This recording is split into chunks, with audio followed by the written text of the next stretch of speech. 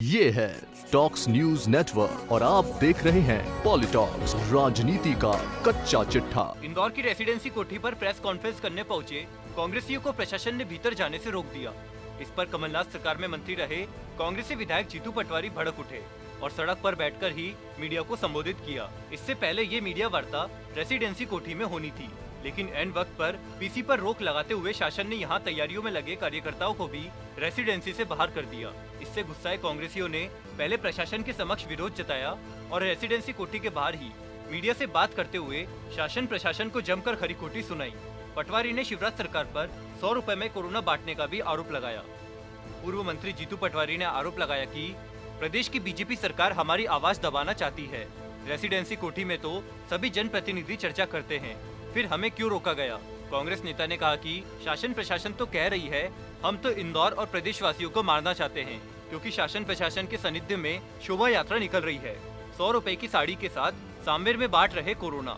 जीतू पटवारी ने मुख्यमंत्री शिवराज सिंह और बीजेपी सरकार पर तीखा हमला बोलते हुए कहा कि ये लोग बीमारी में भी नफरत फैला रहे हैं। हमें रेसिडेंसी कोठी के भीतर जाने से रोक दिया गया तो हमने बाहर जमीन पर बैठकर आपसे बात कर ली।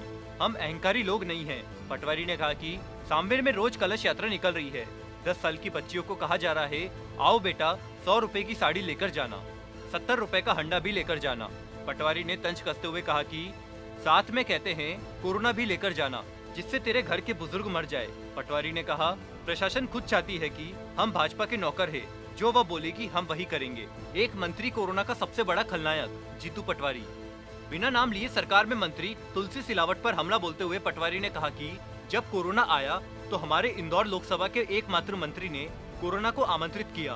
उन्होंने कहा कि मैं तो बेंगलोर भाग जाऊंगा, कोरोना फैले तो फैले, मैं तो चुनाव लड़ूंगा। अब कोरोना के एकमात्र खलनायक मंत्री को सांप सूंघ गया है कि इतनी बड़ी लूट हो रही है तो वे बोल नहीं पा रहे हैं।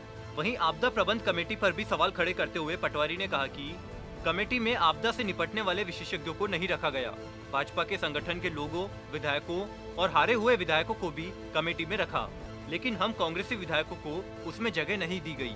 ऐसी आपदा में भी इन्हें कांग्रेस और भाजपा ही दिखाई दे रही है, जबकि हम बार बार कह रहे हैं कि हम इस महामारी में आपके साथ हैं। कलेक्टर को तबादले का डर है, क्योंकि ये कलेक्टर से कहते हैं कि इन्हें बुलाया तो आपका तबादला करवा देंगे। दीपावली तक 50,000 से ज्यादा कोरोना मरीज होंगे। जीतू पटवारी ने कहा कि कोरोना का कहर और बढ़ने वाला है, अस्पताल में जगह नहीं मिलेगी और दीपावली तक प्रदेश में 50,000 मरीज हो जाएंगे, ऐसा कांग्रेस का अनुमान है।